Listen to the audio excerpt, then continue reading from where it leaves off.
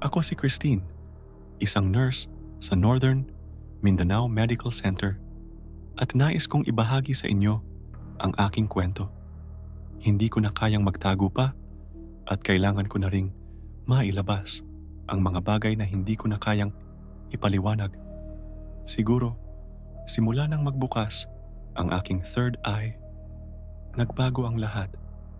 Nagsimula akong makakita ng mga bagay na hindi ko alam kung paano ko ipaliwanag. Ngayon, hindi ko na kayang itago ito at sana'y makinig ka sa aking kwento. Minsan, habang nagpapahinga ako sa nurse station ng ospital, may nakita akong isang babae. Nakatayo lang siya sa tabi ng isang bintana at hindi gumagalaw. Akala ko nung una, isang pasyente. Pero nang lapitan ko siya, napansin kong walang buhay ang mga mata niya. Parang hindi siya nakikita ng ibang tao. Christine, nagtuo pa ko nga ang akong nakita. Kay imaginein lang. Pero, ingon ana jud na. Nagsugod na jud ang mga kalag. Sabi ni Ann, ang aking kaibigan at kasamahan sa trabaho. Hindi ko pa siya pinansin noong una. Baka isipin ko lang na sobrang pagod ko sa trabaho. Pero hindi, Ann. Hindi ito ordinaryong pakiramdam. Sa bawat kanto, sa bawat hakbang ko, parang may mga mata na sumusunod sa akin. Ayaw na, Christine. Wala ra na. Siguro gutom lang ka. Sabi pa ni Ann na parang nag-aalala. Pero sa mga sandaling iyon, parang may mga kaluluwang nagsusubok na makipag-ula. Pero hindi, Ann. Ibang klase na ito. Hindi ko kayang ipaliwanag. Hindi tanong ni Ann, ko pa rin alam kung paano. Pero tuwing may kaluluwang magpapakita sa akin, may takot akong nararamdaman. Wala na ba kay kahadlok, Christine? Wala na, Ann. Bisa ng mga kalag nga magtanaw lang, murag kabalo na sila nga na ako'y kahadlok. Pero ang uban, maghilak, magpanik, mangisbog, og mga butang, di na ko masabtan. Ang mga bag-ong kalag, dili pa nila kayang magpuyo sa ilang kahimtang. Sagot ko. Minsan, habang tumutok ako sa isang pasyente, may narinig akong kaluskos sa likod ko. Nang lingunin ko, may isang batang lalaki na nakatayo sa kanto. Hindi siya gumagalaw at para bang nag-aantay ng pansin. Nang tinanong ko siya kung anong kailangan niya, hindi siya sumagot, kundi itinoon lang ang mata niya sa akin.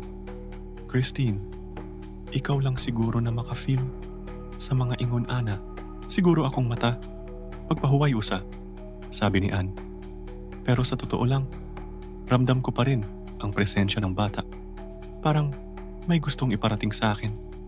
Pero hindi ko alam kung anong mensahe. Naisip ko, Ann, siguro nga ako lang ang nakakakita sa kanila.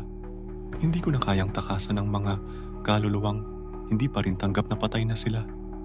Ang mga ibang kaluluwa, tahimik lang, nakaupo, parang nanonood lang.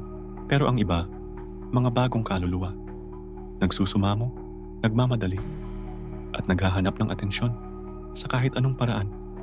Kung minsan, naririnig ko silang umiiyak o kaya naman, may mga gamit na nagagalaw sa paligid ko. Ang pakiramdam ko, Ann, ay parang hindi ko na kayang itigil. Sabi mo sa akin na baka pagod lang ako. Pero paano ko ipaliwanag ang mga nangyayari?